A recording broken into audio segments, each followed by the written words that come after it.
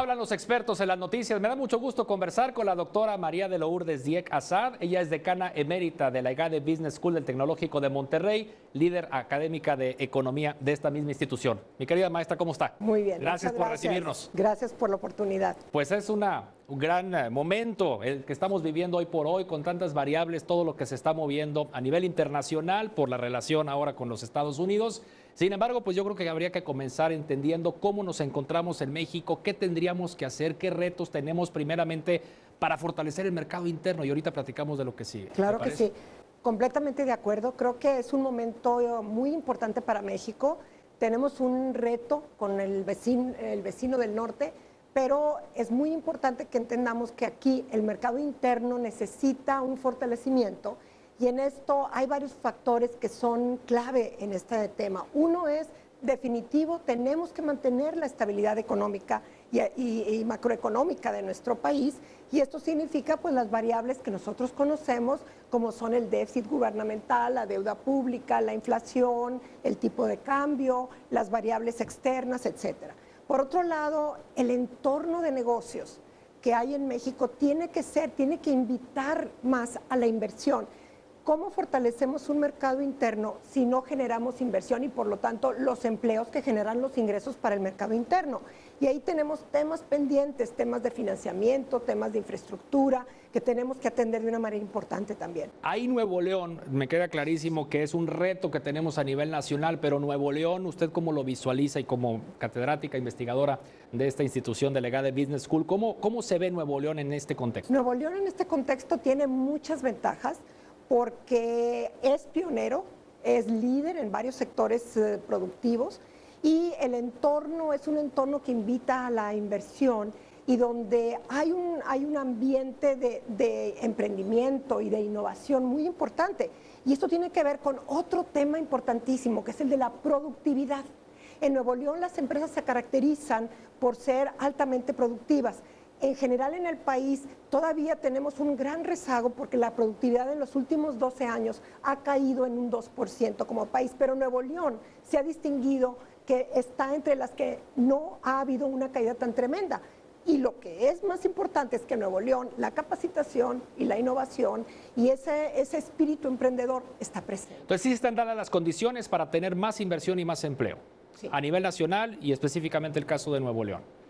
Las condiciones están en proceso, pero tenemos temas que trabajar, ¿no? Para poder realmente que se dé esa inversión y ese empleo. Y tenemos que asegurar que no tenemos una desviación en la macroeconomía estable que hemos tenido. Que va junto con pegado, ¿no? El entorno macroeconómico. Para fortalecer el mercado interno debemos de tener estabilidad en algunas de las indicadores macroeconómicas, que aquí las mencionaba la doctora Lourdes Dieck, que tiene que ver con la expectativa de crecimiento económico, que tiene que ver con los indicadores de inflación, que tenemos ahí un dato que salió el día de hoy. O sea, para ser un mes de enero tenemos una inflación que no la veíamos desde el año 2000. Es correcto. ¿Verdad? Entonces, que se nos ha disparado, como podemos observar, 4.7% de inflación en el mes de enero. Realmente es demasiado alto y esperemos que ese no sea el patrón que vamos a observar en el resto del año.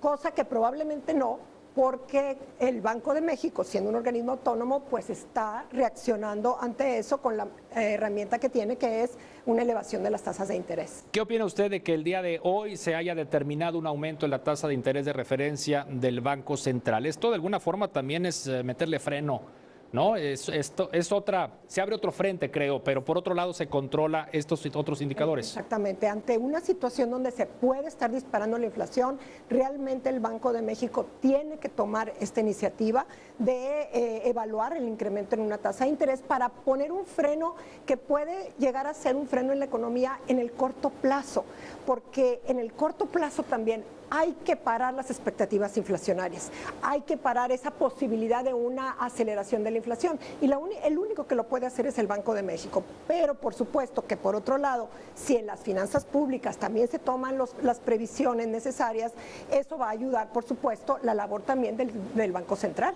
El incremento en los precios de las gasolinas y el diésel, que ha sido también pues una preocupación, fue un golpe duro esto creo que, salvo su mejor opinión, se pudo haber previsto años atrás. Viene el golpe de una sola exhibición hace algunas semanas. Ahorita como que están tratando de controlar. Ahí viene la liberalización de los precios dentro de algunos próximos meses, en el caso de Nuevo León. En fin, son condiciones que antes no teníamos, maestra. Definitivamente. Y el tema es que el incremento que se ha dado en el déficit público, que lleva a un incremento en la deuda pública y que pone en riesgo nuestra estabilidad como economía y por lo tanto el riesgo crediticio internacional.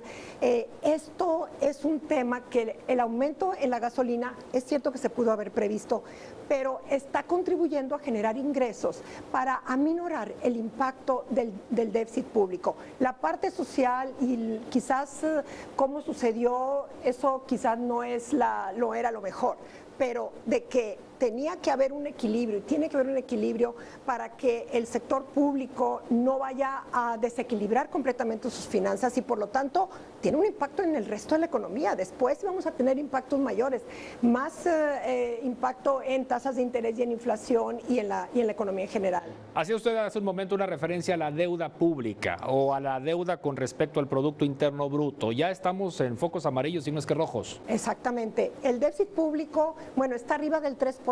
Se considera que el 3% es un límite saludable, que desde Maastricht se establecieron algunos límites a nivel internacional y estamos un poquito arriba del 3%.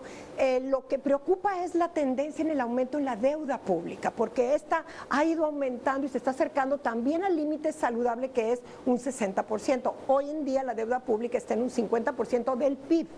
Y eso es preocupante. Por eso la importancia de frenar el déficit, que es lo que va a acumular al incremento en la deuda pública. Y de ahí viene pues la necesidad de liberar los precios de los bienes públicos y del aumento en el precio de la gasolina, pues que es un fenómeno además internacional también. Tipo de cambio. Tipo de cambio. Este es un impacto de corto plazo muy bueno para los exportadores. Eso abre las puertas a la inversión extranjera. ¿Por qué? Porque sale más barato venir a invertir en nuestro país, pero en el corto plazo. En el largo plazo puede también ser inflacionario y eso es lo que preocupa, por supuesto, también al Banco de México, ¿no? Pero, y claro, las tasas de interés altas no ayudan, quiero decir, a que esa caída del peso no sea tan fuerte. Sin embargo, creo que vamos a estar viendo estas variaciones y son parte de una nueva realidad de nuestro país que tiene que ver con el entorno internacional también en gran medida, como lo estamos viendo. Pues vamos aquí con nuestro vecino del norte. A ver, el fenómeno Trump. ¿Cómo asumir las nuevas condiciones que está pretendiendo imponer el nuevo presidente de los Estados Unidos? Mira, yo considero que lo más importante que tenemos que hacer es Estados Unidos tiene igual o más que perder si se llegan a realizar las políticas o las nuevas disposiciones que están proponiendo los negociadores. Estoy hablando en particular del Tratado de Libre Comercio, porque si nos salimos del tratado, nosotros como país vamos a pagar menos aranceles para entrar nuestros productos a Estados Unidos que Estados Unidos a México. Además, creo yo que lo que ellos están queriendo es precisamente abrir el tratado para cambiar los aranceles y las reglas de origen. Para mí, en ese caso, no abrimos el tratado, simplemente México nos salimos. Creo que tenemos que hacerles ver en el proceso de negociación que aquí es un tema de perder y que no solamente México va a perder, también Estados Unidos, y que hay manera de ganar si nosotros logramos llegar a un acuerdo en el que puede ser beneficioso en otro tipo de negociación para los dos países. Maestra, voltear hacia otro lado, es decir, no depender solamente de que nuestras exportaciones sean para Estados Unidos, sino ir a América Latina o ir al continente asiático, que vemos también oportunidades. Sí. Eso es muy loable. Claro que hay que buscar nuevos mercados, sin embargo, creo que desde mi punto de vista nos debe quedar claro, eso no va a sustituir el gran comercio que tenemos con Estados Unidos. Con Estados Unidos exportamos el 83% de nuestras exportaciones, el comercio total es 60 y tantos % y realmente el tamaño del mercado no se compara con la base con la que podemos empezar a realmente hacer comercio, ni con Asia y con América Latina. Tenemos la Alianza del Pacífico, hay una oportunidad muy importante, pero el porcentaje que eso representa de nuestro comercio y nuestras exportaciones es todavía muy bajo. Por eso yo considero que el tema o la primera paso en la negociación es: vamos a negociar con Estados Unidos, vamos a mostrarles, y yo sinceramente creo que lo van a entender, porque tienen a sus expertos y tienen a la gente que sabe. Y no es posible que no analicen en el momento que se van a sentar cómo podemos llegar a perder, sobre todo ellos, y por supuesto una parte importantísima, sus consumidores, porque cerrarse a la globalización, eliminar el Tratado de Libre Comercio, les va a aumentar los costos de venta y los precios a los consumidores, que son en primer lugar los que votaron por el señor presidente electo de Estados Unidos. En resumidas cuentas, ser más competitivos. Veíamos hace un momento la gráfica del índice global de competitividad. Sí, ser más competitivos es muy importante para nosotros, porque sí queremos seguir recibiendo inversiones del resto del mundo. México tiene acuerdos de libre comercio con 47 países del mundo. Eso implica que podemos ser un destino importante todavía para inversión europea, americana y del resto, aún asiática. Sin embargo, tenemos que trabajar temas de competitividad. En el último índice global de competitividad del Foro Económico Mundial nos dice claramente que hay temas importantes que trabajar. Uno es las instituciones, la transparencia, la rendición de cuentas. La corrupción. La corrupción, ¿verdad? Tenemos que asegurar esto, aparte que la visión mundial y de las empresas no es la positiva que quisiéramos. Todavía no mejoramos en ese índice, seguimos mal en ese índice. Está el tema de salud y educación primaria, que también no hemos podido lograr la mejora deseada. Y finalmente, la disposición y el conocimiento tecnológico, ¿verdad? En esa parte todavía tenemos unos rezagos, lo que no quiere decir que en lo demás tenemos que seguir muy bien. Por ejemplo, hemos mejorado en la parte de innovación, en la parte que creeríamos que no hemos hecho tanto. Bueno, hay mucho todavía que hacer, pero todo eso nos llega. La infraestructura es otro tema que está bien, pero tendremos que mejorarlo todavía más.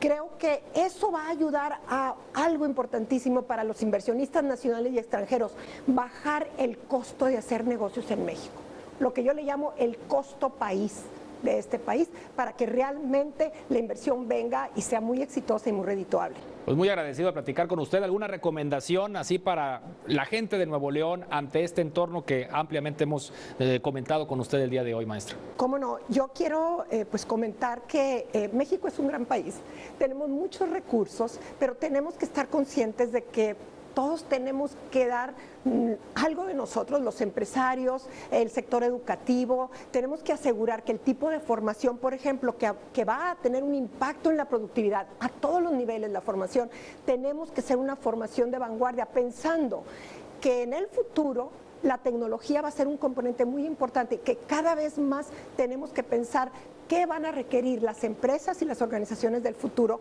para poder nosotros poner esto en la educación.